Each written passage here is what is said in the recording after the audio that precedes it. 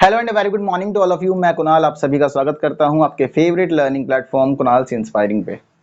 तो चलिए सबसे पहले हमारे जो आज के करंट अफेयर के विषय हैं उन्हें जान लेते हैं। आज हम चर्चा करने वाले हैं ब्रह्मोस मिसाइल के ऊपर। दरअसल कल डीआरडीओ ने ब्रह्मोस का सफल परीक्षण किया है, तो इसीलिए यह हमारे लिए चर्चा का विषय है, इंपॉर्टेंट विषय है, तो उस पर हम चर्चा करेंगे। वहीं दूसरा हमारा टॉपिक है एमनेस्टी इंटरनेशनल। दरअसल वर्तमान में भारत सरकार और एमनेस्टी इंटरनेशनल के ऊपर विवाद चल रहा है बहुत ज़्यादा, तो इस विवाद को भी हम जानेंगे और विवाद क्यों है उसकी सभी चीज़ों को आज चर्चा करेंगे क्लास के अंदर। ठीक है, तो चलिए हमारा सबसे पहला टॉपिक है ब्रह्मोस मिसाइल वाला, इसको समझ लेते हैं। तो देखो ब्रह्मोस क्या है। ब्रह्मोस भारत की मिसाइल्स में सबसे अच्छी मिसाइल मानी जाती है, साथ ही यह दुनिया की सबसे तेज मिसाइल भी मानी जाती है।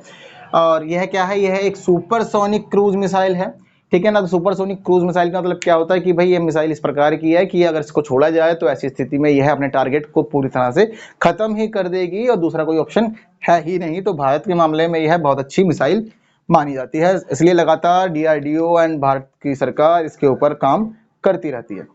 चलिए थोड़ा सा आगे समझ लेते हैं इसको। देखो जिस समय शुरुआत में इस मिसाइल को डेवलप किया था उस समय डेवलप करते हुए भारत ने इसको अकेले डेवलप नहीं किया था, लेकिन आजकल क्या है, आजकल तो खैर भारत आत्मनिर्भर चल रहा है, तो बहुत सारी चीज़ों को हम इंडिया में ही तैयार कर रहे हैं, इंडिया में ही डेवलप कर रहे हैं। लेकिन पहले शुरुआती समय में इसको अकेले डीआरडीओ ने नहीं बनाया था, उस समय इसके सहयोग से बनाया था। और डीआरडीओ ने सहयोग लिया था एरोस्पेस का। एरोस्पेस क्या है, रशिया की एजेंसी है ये।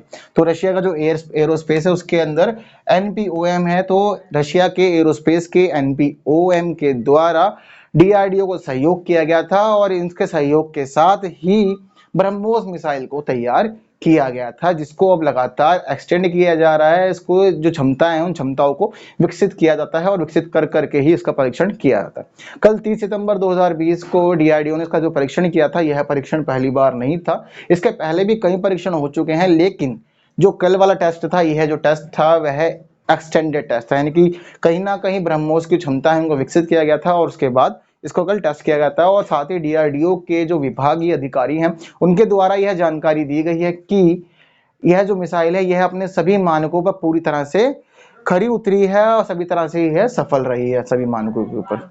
आगे समझ लेते हैं। दरअसल इसकी कुछ खास बातें यह भी है, बता चुका हूँ, दुनिया की सबसे तेज मिसाइलों में यह शुमार है। साथ ही साथ यह मिसाइल जो है यह एक मध्यम रेंज की मिसाइल है। जैसा कि हम जान रहे हैं कि हाँ बहुत सारी चीजें डेवलप हो रही है इसके अंदर, तो इसकी क्षमता जो है ना, इसकी क्षमता 400 किलोमीटर 450 किलोमीटर के आसपास की क्षमता रहती है इस मिसाइल की। तो ऐसी स्थिति में इसके बारे में बताया था कि यह मध्यम रेंज की क्षमता, यानी कि एक मिड रेंज पर ही यह टारगेट कर सकती है, ज्यादा दूर तक के एरिया को यह टारगेट नहीं कर सकती है। इस मिसाइल के साथ में एक खास बात यह भी है कि इस मिसाइल के प्रयोग के लिए सभी चीजें पूरी तरह से ओपन है, यानी कि यह इसको अगर हम चाहे तो जल क्षेत्र से, स्थल क्षेत्र से, वायु क्षेत्र से, सभी जगहों से इसको लॉन्च किया जा सकता है। यह जल के अंदर पनडुब्बियों से भी लॉन्च की जा सकती है, जल के ऊपर युद्धपोतों से भी लॉन्च किया जा सकती है, युद्ध क्षेत्र में लड़ाकू विमानों से भी इसे लॉन्च किया जा सकता है, और साथ ही जमीनी क्षेत्रों पे यानी कि टैंक्स के द्वारा या किसी अन्य प्रकार किसी और लॉन्चर के द्वारा भी इसे कहीं से भी लॉन्च किया जा सकता है। तो यानी कि जो ब्रह्मोस मिसाइल है यह अपने आप में सभी क्षेत्रों में पूरी तरह से परिपक्व है और किसी भी माध्यम से इसे लॉन्च किया जा सकता है। यह इस मिसाइल की बहुत ही ज्यादा खास बात है। ठीक है, तो यह जो बातें थी, यह सभी बातें थी ब्रह्मोस सुपरसोनिक क्रूज मिसाइल से जुड़ी हुई सभी महत्वपूर्ण बातें थी। ठीक है ना। अब चलिए थोड़ा सा कल के परीक्षण को समझ लेते हैं। कल जो परीक्षण था यह 30 सितंबर 2020 को किया गया था, लेकिन कहां से किया गया था। हम लगातार विभिन्न टेस्ट्स की बात करते हुए आ रहे हैं, पिछले भी समय भी अभ्यास वगैरह का जो टेस्ट था, यह अभ्यास का परीक्षण 2 का टेस्ट डीआरडीओ के द्वारा किया गया था, तो यह भी एक उस प्रकार का ही टेस्ट है। तो लगातार जो आईटीआर है बालासोर की, बालासोर के अंदर चांदीपुर जो है ओडिशा के बालासोर में चांदीपुर के अंदर डीआरडीओ का आईटीआर है, यानी कि इंटीग्रेटेड टेस्ट रेंज है, तो लगातार यह भी चर्चाओं में बना हुआ है और यह आईटीआर पे लगातार टेस्ट कर रहे हैं।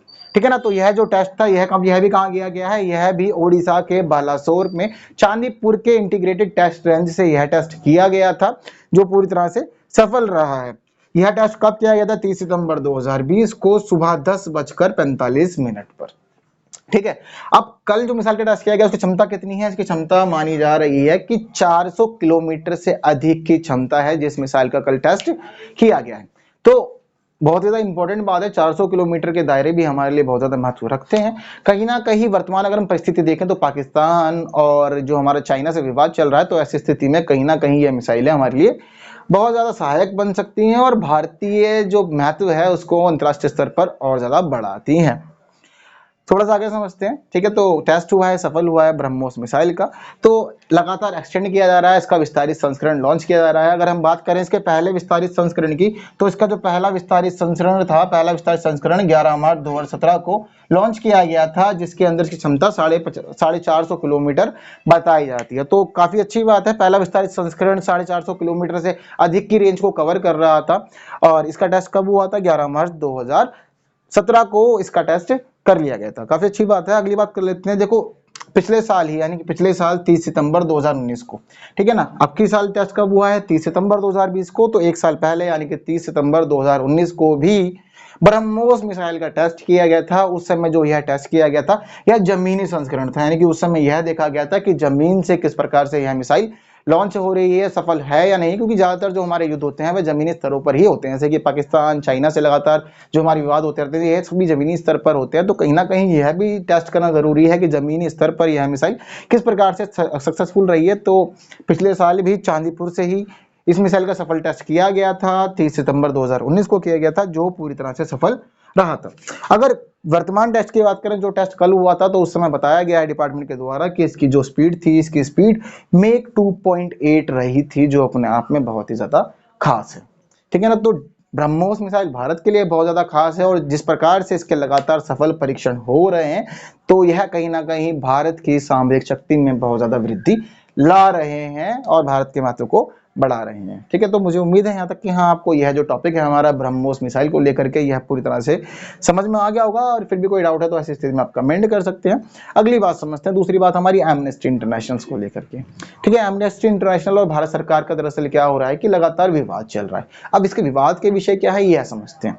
सबसे पहले क्या हुआ कि एमनेस्टी इंटरनेशनल ने यह बताया कि भारत सरकार ने एमनेस्टी इंटरनेशनल के बैंक खातों को फ्रीज कर दिया है, ठीक है। बहुत बड़ी बात है, क्योंकि देखो क्या होता है, जो भी इस प्रकार की संस्थाएं होती हैं, ये सभी संस्थाएं फंड से एक्टिवेट रहती हैं और इसी प्रकार से ही अपना संचालन करती हैं। लेकिन क्या हुआ, भारत सरकार ने इसके जो बैंक अकाउंट थे एमनेस्टी इंटरनेशनल के, वो सभी बैंक अकाउंट्स को फ्रीज कर दिया गया है। और तो उसके बाद क्या हुआ, जहां एक और भारत सरकार ने कार्रवाई की और इसके बैंक अकाउंट को फ्रीज किया, तो उसके बाद ही एमनेस्टी इंटरनेशनल ने भारत में अपने जो भी कार्य चल रहे थे उन सभी कार्यों को पूरी तरह से रोक दिया है, ठीक है। साथ ही साथ एक काम और हुआ है, भारत सरकार ने एमनेस्टी इंटरनेशनल के खिलाफ जांच के लिए सीबीआई की एक समिति भी गठित की है, जो अपने आप में बहुत ही ज्यादा महत्वपूर्ण बात है, ठीक है ना। तो विवाद दोनों तरफ से लगातार बना हुआ है। सबसे पहले भारत सरकार ने एमनेस्टी इंटरनेशनल के सभी बैंक अकाउंट्स को फ्रीज कर दिया।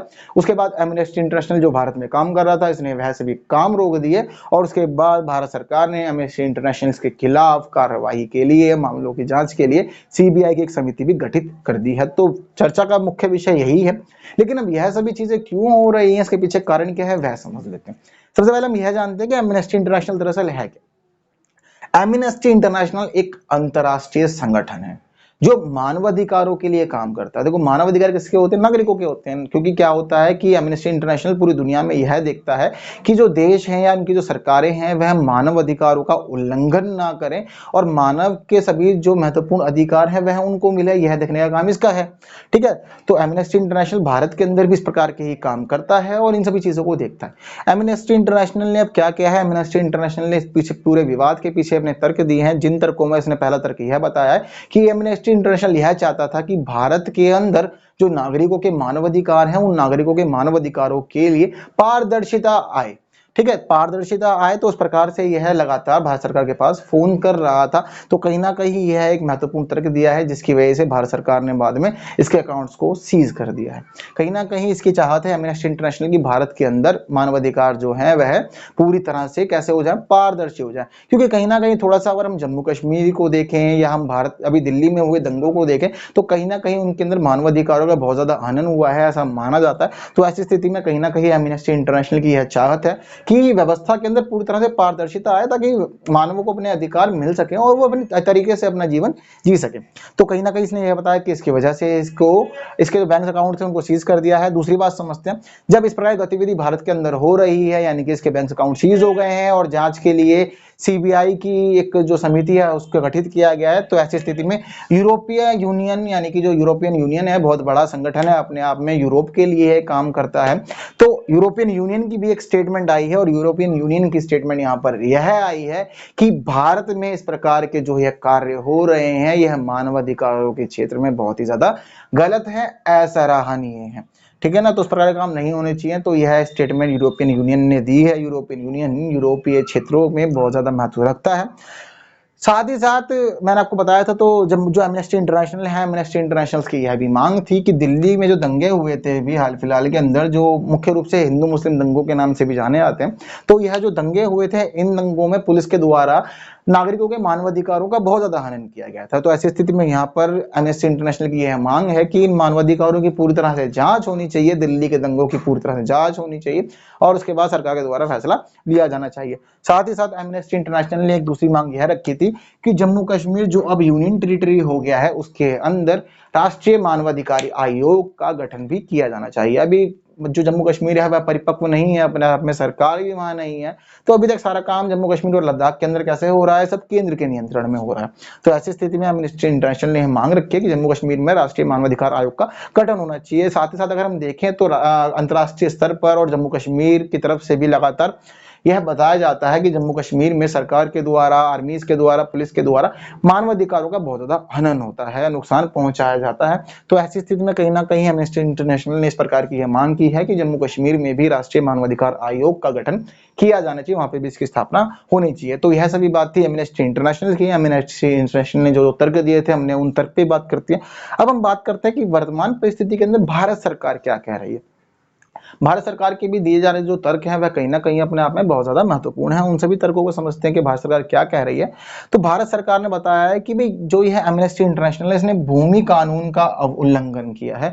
तो भूमि कानून के उल्लंघन करने की स्थिति में भारत सरकार यह फैसले ले रही है। ठीक है, साथ ही साथ दूसरी बात यहाँ पे यह मानी जाती है कि पिछले समय से यह देखा जा रहा है कि जो भारत सरकार है, भारत सरकार ने विदेशी दान से वित्त पोषित जो संस्थाएं हैं उन संस्थाओं के लिए एक क्लीन चिट जारी कर रखी है और वह क्लीन चिट यह है कि कोई भी विदेशी दान से वित्त पोषित संस्था भारतीय राजनीति में बेकार का हस्तक्षेप नहीं करेगी। ठीक है, तो कहीं ना कहीं देखा जा रहा है कि एमनेस्टी इंटरनेशनल भारतीय राजनीति में भी हस्तक्षेप कर रही है। तो कहीं ना कहीं यह भी भारत सरकार को पसंद नहीं आया।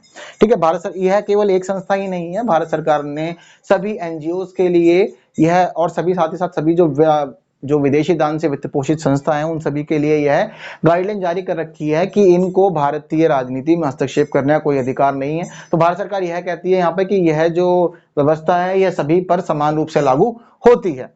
ठीक है ना, तो यहाँ पर यह चीज देखी जाए तो कहीं ना कहीं एमनेस्टी इंटरनेशनल के बारे में बताया जा रहा है कि एमनेस्टी इंटरनेशनल भारत की राजनीति में गलत प्रकार से हस्तक्षेप करती है, जिसकी वजह से भारत सरकार यह फैसले ले रही है। साथ ही साथ एक महत्वपूर्ण बात जो है वो FCRA 2010 को लेकर। देखो FCRA 2010 क्या ही है, तो FCRA का मतलब क्या होता है, फॉरेन कंट्रीब्यूशन रेगुलेशन एक्ट 2010 में इसको तैयार किया गया था। हम इसको पिछली क्लास में समझ चुके हैं। हमने पिछली क्लास में इसको जब हमने गोल्डन टेम्पल उसमें जाता तो गोल्डन टेम्पल को समझते हुए हमने इस पर चर्चा की थी। तो यहाँ पर क्या है, देखो एमनेस्टी इंटरनेशनल क्या है, एक अंतरराष्ट्रीय संस्था है, नाम से ही अपने आप पता लग रहा है। तो पूरी दुनिया के अंदर मानवाधिकारों का काम यह देखती है। अब यहाँ पर क्या हो रहा है, सरकार के द्वारा यह बताया गया है कि एमनेस्टी इंटरनेशनल ने FCRA का उल्लंघन किया है। यानी कि FCRA का उल्लंघन क्यों किया है, क्योंकि जो ये जो एजेंसी है, संस्था है एमनेस्टी इंटरनेशनल, यह लगातार क्या कर रही है, विदेशों से फंड ले रही है। ठीक है, लेकिन भारत सरकार का जो नियम है वह FCRA है। भारत सरकार यह कहता है कि जो भी भारत की संस्था है वह अगर विदेशों से दान लेना चाहती है तो ऐसी स्थिति में उसको FCRA में रजिस्टर्ड होना जरूरी है। उसके लिए नई दिल्ली में जो स्टेट बैंक है उसके तहत FCRA का एक स्पेशल अकाउंट खोला जाता है और वह स्पेशल अकाउंट जब खोला जाता है तो विदेशों से जितने भी दान लिए जाते हैं वह सभी दान उसी अकाउंट में आते हैं। ठीक है, तो यह एक रेगुलेशन का प्रावधान है भारत सरकार की तरफ से जो सभी पर समान रूप से लागू होता है। अगर हाल ही में हम देखें तो जो हमारा अमृतसर में गोल्डन टेम्पल है उसके ऊपर भी यह नियम का लागू किया गया था। तो ऐसी स्थिति में कहीं ना कहीं यह पता लग रहा है कि यह नियम सभी के लिए बराबर है। तो भारत सरकार यहाँ पे यह कह रही है कि एमनेस्टी इंटरनेशनल ने FCRA 2010 का उल्लंघन किया है और यह लगातार विदेशों से पैसा लेते हुए आ रही है। ठीक है ना, और अगर वर्तमान में देखें तो हाल ही में यही पता चला है कि जो एमनेस्टी इंटरनेशनल यूके का है, एमनेस्टी इंटरनेशनल यूके ने इस एमनेस्टी इंटरनेशनल जो हमारा इंडिया का है, इसकी 4 संस्थाओं में अलग अलग बहुत ज्यादा धनराशि ट्रांसफर करी है, जिसकी वजह से भारत सरकार को यह एक्शन लेना पड़ा है। साथ ही साथ एफसीआरए में यह भी है कि भाई आपको एफसीआरए में रजिस्टर्ड होना पड़ता है, और जो आपकी धनराशि है वह सारी धनराशि गृह मंत्रालय की मंजूरी के बाद ही आती है, उसके बिना नहीं आती।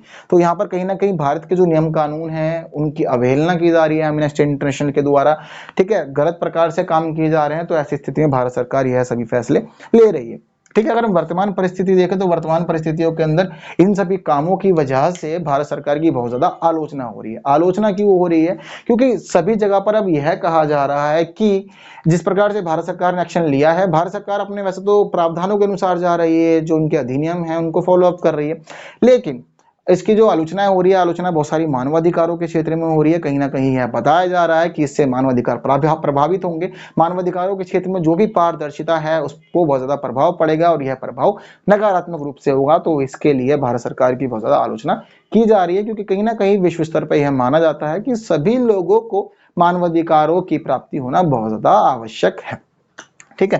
लेकिन कहीं ना कहीं इसके बहुत ज्यादा लाभ भी बताए जा रहे हैं, थोड़ा सा उन लाभ को भी समझ लेते हैं। इसके लाभ किस प्रकार हैं? भारत सरकार अपने नियमों कानूनों को फॉलो कर रही है, तो ऐसी स्थिति में यह माना जा रहा है कि जिस प्रकार से भारत सरकार काम कर रही है यह बहुत ज्यादा महत्वपूर्ण है, जिससे भारत की एकता और अखंडता प्रभावित ना हो। क्योंकि जो एफसीआरए फंड आता है उसका यह पता सरकार को उससे यह पता लगता रहता है कि जो संस्था है वह विदेशों से आने वाला पैसा कहाँ खर्च कर रही है, किस जगह पे क्षेत्र कर रही है। क्योंकि पहले बहुत सारी जगहों पर ऐसा देखा गया है कि विदेशों से आए हुए धन कहीं ना कहीं आतंकवादी गतिविधियों, नकारात्मक गतिविधियों में लगता है। तो ऐसी स्थिति में यहाँ भारत सरकार यह फैसला लिया था एफसीआरए 2010 के तहत। तो यहाँ पर कहीं ना कहीं देश की एकता और अखंडता को लेकर के सरकार यह काम कर रही है, और साथ ही साथ जो मानवाधिकार है उसको लेकर के तो बात ठीक है, लेकिन भारत कहीं ना कहीं अपनी अखंडता और एकता को बढ़ावा दे रही है, और साथ ही जो कानूनी व्यवस्था है उसको सुचारू रूप से चलाना चाह रही है, ठीक है। और साथ ही आने वाले निकट भविष्य में किसी प्रकार की कोई नकारात्मक गतिविधि ना हो, तो उसको ध्यान में लेकर के भी सरकार के द्वारा यह फैसले लिए जा रहे हैं, ठीक है। तो आज की यह इंपॉर्टेंट बात थी सारी एमनेस्टी इंटरनेशनल को लेकर के, भारत सरकार से विवाद क्यों चल रहा है हमने वह भी जान लिया है। आप अपनी राय बताएं कि इसके ऊपर आपकी राय क्या है मानवाधिकार और भारत सरकार के तर्कों को लेकर के। बाकी आज की इस क्लास के अंदर हमने ब्रह्मोस, सुपरसोनिक क्रूज मिसाइल और एमनेस्टी इंटरनेशनल दोनों ही टॉपिक को बहुत अच्छे से समझा है। तो मुझे उम्मीद है कि हाँ, आपके जो डाउट्स वगैरह हैं इन टॉपिक्स पे लेकर के वह सभी क्लियर हो गए होंगे। और इसके बाद भी यदि कोई डाउट है, आपको लगता है कुछ, तो ऐसी स्थिति में आप कमेंट कीजिए, आपको जवाब दिए जाएंगे। बाकी कल मिलते हैं करंट अफेयर क्लास में कुछ नए टॉपिक्स को लेकर के। तब तक के लिए आप वीडियो देखते रहें, वीडियो को लाइक करें, चैनल सब्सक्राइब नहीं किया तो कर दीजिए, और यह वीडियो बाकी लोगों तक शेयर करें। And thank you so much for watching this video.